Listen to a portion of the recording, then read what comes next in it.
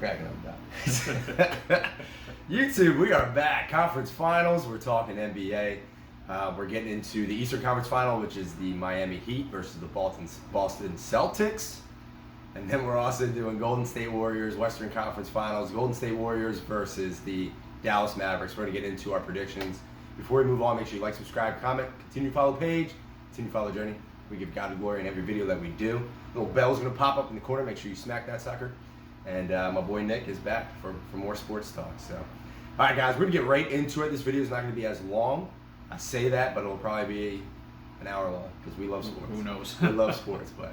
So, we're going to get right into it. We're going to start. Let's start in the Western Conference. We got Golden State Warriors versus the Dallas Mavericks. I think both are going to be kind of easy to predict. You got a young team with a young superstar that's really good in Luka Doncic. He's going up against the powerhouse in the Golden State Warriors. So in this series, I got experience over the young superstar. So I got Golden State actually winning in 6. That's my prediction. I just think Golden State, they're healthy. They're finally healthy.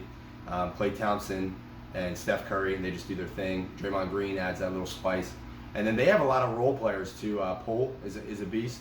And a lot of role players as well. So I think that's what puts them over the top, and that experience as well. So I got them winning in 6. Nick, who do you got? I actually think this is going to be a great series because you look at what Dallas did to Phoenix. I did not see that coming at all. So I actually think Dallas is going to put up a much tougher fight against Golden State. Dallas in 4? Dallas in 4. I mean, I'm not going to be that crazy, but I will say Warriors in 7. I think it's going to be a Game 7. And I think the Warriors are going to pull it off, mainly because of experience and home court advantage. I think those are going to be the 2 factors. Sure.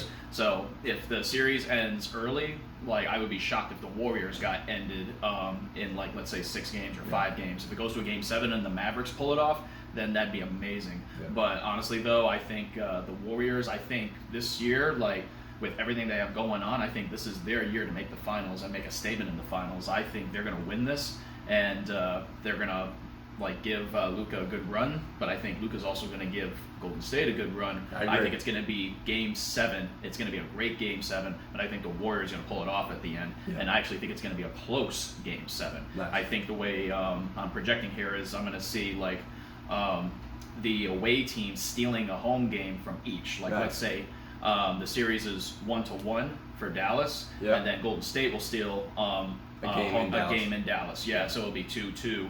And then after that, it's going to be home game from there. So that's going to be my prediction. It's going to be seesaw back and forth. So he's got Golden State in 7. I got Golden State in 6. And guys, we want to apologize. We missed last round. Life just got busy. So we apologize for that. But listen, go back. We both made great predictions. I think we only got 1 series wrong. I don't think so. The Nets. We got the Nets. We got the Nets series wrong. Oh my goodness! Me as a Nets fan, I was embarrassed by what I saw. Yeah. Oh my goodness, I did not like that at all. Yeah. It was we got swept embarrassingly, and I was like, hey, Boston's a great team, but I would have thought that the Nets would have won at least 1 game, and I thought that first game was their best chance to win it. Once they lost that first game, I was like, game okay, over. Well, hopefully they pull it off, and they had a couple chances in Games 2 and Game 3. But then they blew it, and then Boston Game 4 was just nah, you ain't beating us. So I was just wow, just embarrassing. I agree. And let's talk about Chris Paul for a second and the Suns. There's a lot of people saying that Chris Paul is a top 5 point guard of all time. I just don't see it. My man's the stat guy over here. He can give you a little bit more background. But with Chris Paul's stats and all of his accolades and all that kind of stuff, he just cannot get it done. So do you mind dropping us with the, 3-1 and 3-2s? Oh my goodness, yeah. So Chris Paul, to my knowledge, leads the NBA in blowing leads when he has a 3-2 lead and also a 2-0 lead. Because last year when they were in the finals against the Bucks, they were up 2-0. Yeah. And they blew that one. And then same thing for this past series. They were up 2-0 against Dallas, and then they just blew it. Not to mention they were up 3-2, and then Dallas pulled it off. And I was just like, wow, I thought Phoenix was actually going to give Golden State a good shot in the Western Conference Finals. Yeah. But after what I saw, I was like, oh my goodness, what is going on with the Suns? It's they're the best team in the regular season, but then when it comes to the playoffs, it's they just don't get it done. I couldn't believe that. So Chris Paul, I think he's definitely a good point guard. He definitely has the numbers to back it up. But it's can he lead his team to the promised land? That's the big thing with this whole thing. And a lot of times we're hard on these guys, but we're talking about top 5 of all time, so you got to be hard. And in my opinion, I just don't see him top 5. There's so many good point guards that have played this game. And for me, he's definitely top 10. But top 5 is just, there's a lot, like I said, there's been a lot of good point guards. I mean, Isaiah Thomas, you got Magic Johnson, you got John Stockton. You have to put Steph in there. Steph Curry, Oscar Robertson. It's right there. There's a 5 right there. And then you can throw in Steve Nash, even though I might put CP3 over Steve Nash. And then there's many more. Jason Kidd. The list goes on. That's just off the top of the head. So Jason Kidd has one of the best basketball minds of all time. Yeah. And kudos to him for winning too as a coach. So that's impressive. So and Jalen Brunson needs a shout out as well. I'm a big Jalen Brunson hater, but he did show up. He played really well. So all right, we're gonna move on to the Eastern Conference Finals. And we got the Boston Celtics versus the Miami Heat. These are two teams that are very good teams. They play team ball, so this is going to be an exciting series to watch. I'm going to start with Mr. Nick. Go ahead, Mr. Nick. Oh, sure. So what I will say is I think this is going to be another great series. You have two, and then the Heat were the number 1 seed, and Boston was the number 2 seed, so you have the top 2 teams in the East playing each other.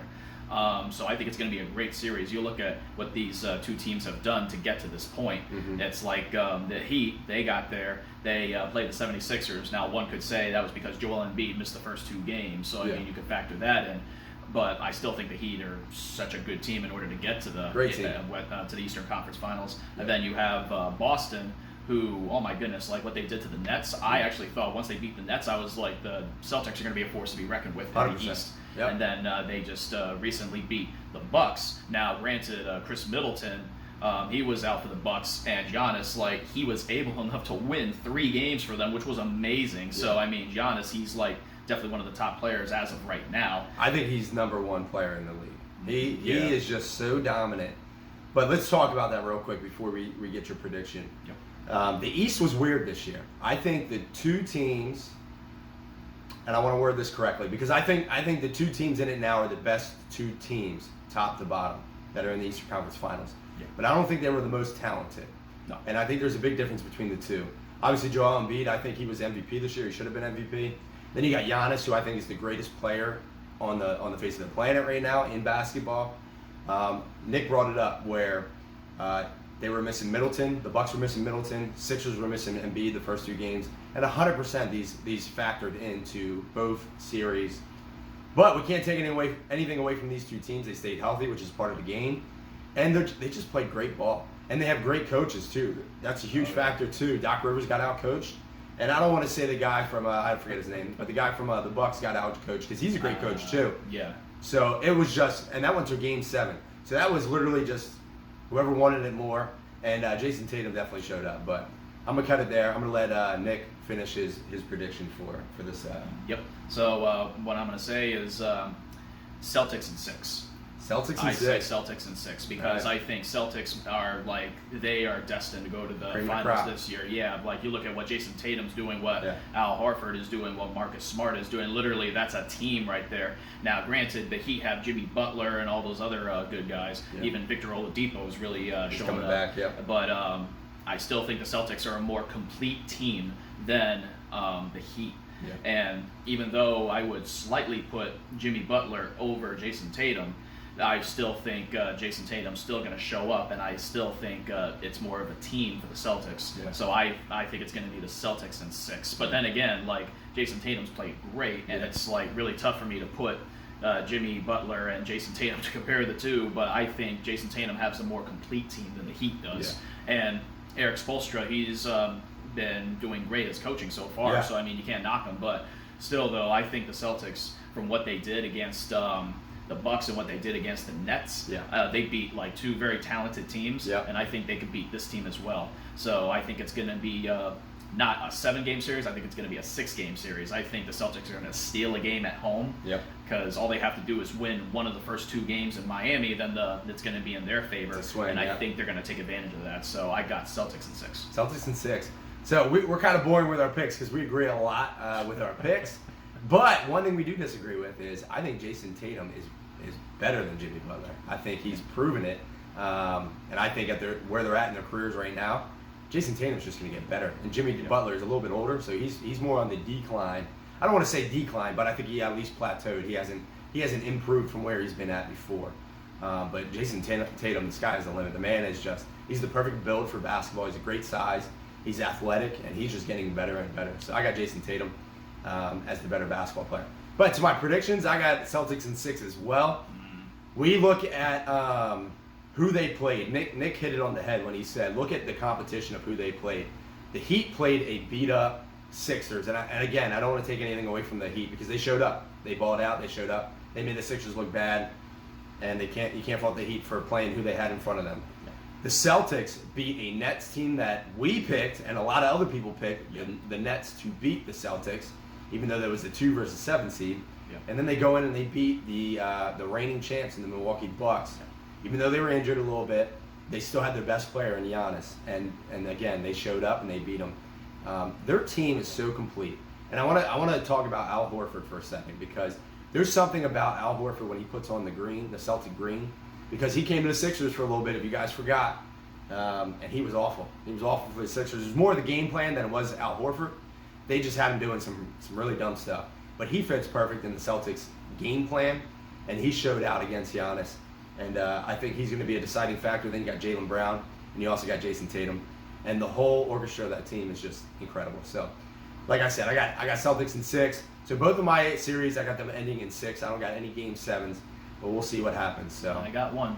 Yeah, Nick's got 1, and this could be the deciding factor. We weren't going to go into the number of games. We were just going to pick who wins each series, but we're pretty tight with our picks, so we might have to do games. So I always do games whenever I do NBA, baseball, hockey. I always try to do games because football, it's only 1 game. So 100%. That's why whenever I'm predicting basketball or baseball, I always try to predict games at least. Yeah, 100%. So yeah, and our football picks are a little bit different, so that was kind of interesting. So if you haven't seen that video, make sure you check it out. It's under our NFL not reactions. It's under our NFL playlist. Make sure you check it out. I'll edit out that little piece.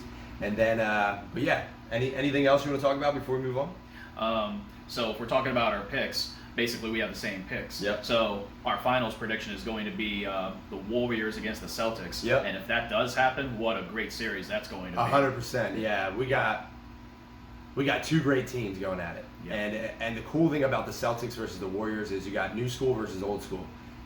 It's crazy to even say that because Steph Curry is still he's still fairly young, and so is Klay Thompson and the rest of that crew. But obviously they've been there before, and they're a little bit more of old souls in the NBA. So it's funny how you mentioned that. You said old school versus new school. So you look at it is the players, it's the old school for the Warriors, new school for the Celtics. But if you talk about franchises, it's old school Celtics against new school Warriors. Yep. So that's like an interesting switch right there. Yep. So and then another switch, you talk about playing style. Even though Golden State is the old school, their play style is the new school with the 3-ball. And obviously Celtics do it a lot as well. But they at least have like a bona fide big man in Al Horford, and they might bang bodies down low a little bit more. So we'll see. It'll be interesting. So that I can't wait to see. If you have Al Horford versus Draymond Green, that's going to be fun. That's going to be fun to watch because I was hoping we would get somewhere along the lines of like. Because I picked the Bucks to go to the finals against the Warriors early in the playoffs. Yeah. So I was like, just imagine we get Giannis versus Draymond, but Al Horford versus Draymond, that's a good matchup as well. Yeah, that's a good point too. I've been a Celtics hater in these playoffs. I thought they were going to lose to the Nets, and then I thought they were going to lose to the Bucks. So this time, you better not let me down. Celtics, I got you beating the Heat. So, and it might be a little bit of I might have a bad taste in my mouth with the Heat beating my Sixers. So maybe that plays a part into it. So. But guys, make sure you like, subscribe, comment, continue to follow the page, continue to follow the journey. We give God the glory in every video that we do. Yep. We kept it under 15 minutes. That is sweet. I'm impressed. So, God bless. Catch you on the next video. 1, 2, 3.